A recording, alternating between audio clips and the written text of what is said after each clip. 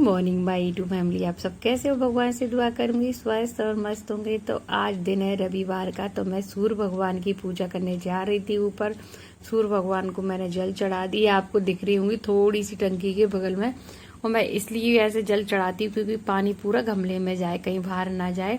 तो नीचे उतर के मैं, और ये टंकी की वजह से मैं दिखाई नहीं दे रही हूँ। फिर मैंने आरती, धूप, दीप, फूल, जो भी प्रसाद वगैरह लाए थे मैं सब चढ़ा देती हूँ। और चढ़ा चढ़ा के मैं पूरा गमला में डाल देती हूँ, तो चिंटी वगैरह कुछ खा जाएंगी, नहीं तो पैरों में आ जाती है। मेरी पूजा हो गई है, मैं ठाकुर जी को दिखा देती हूँ।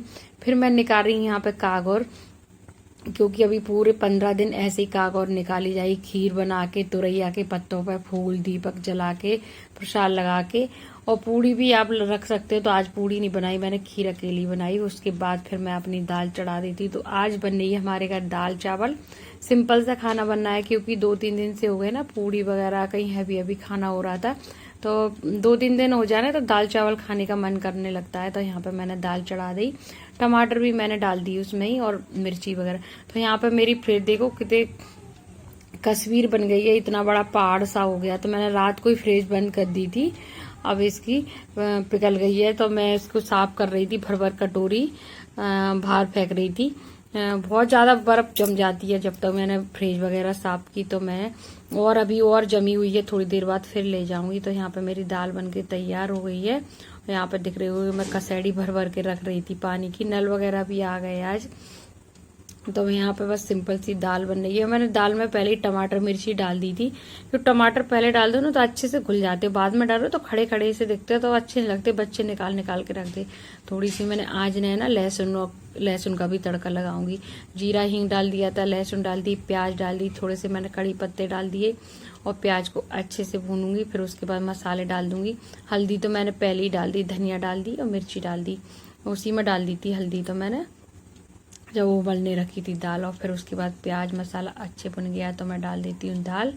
तो फटाफट से ऐसे ही मेरा आज का काम। तो आज का दिन भी बहुत अच्छा रहा, संडे का दिन है। बच्चे जब तक सो ही रहे थे ना, जब मैंने नहा लिया था, और उसी कुकर में मैंने चावल चढ़ा दिए हैं।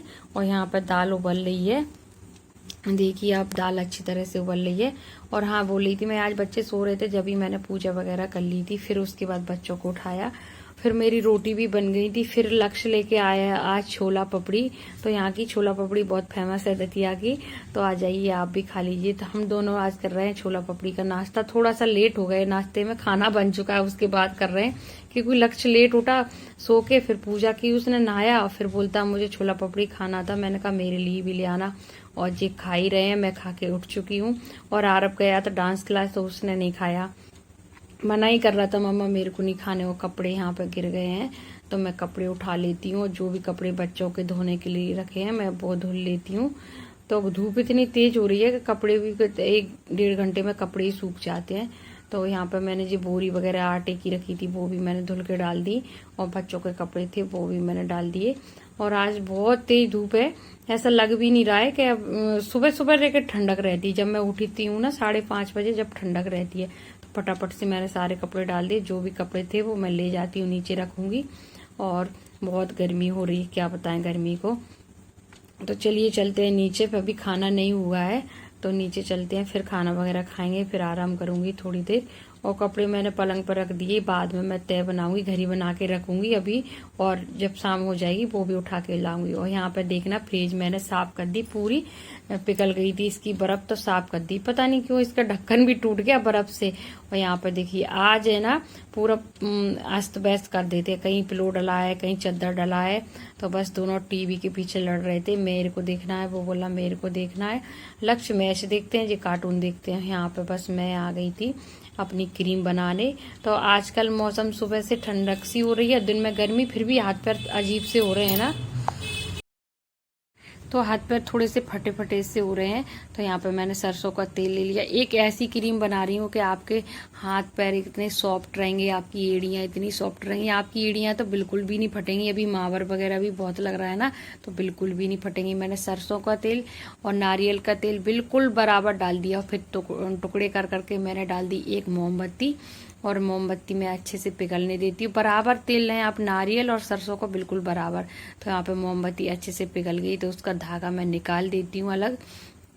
उसमें धागा रहता है, तो वो मैंने निकाल दिया। उसके बाद डाल दिया मैंने कपूर। और कपूर किस लिए डाला है?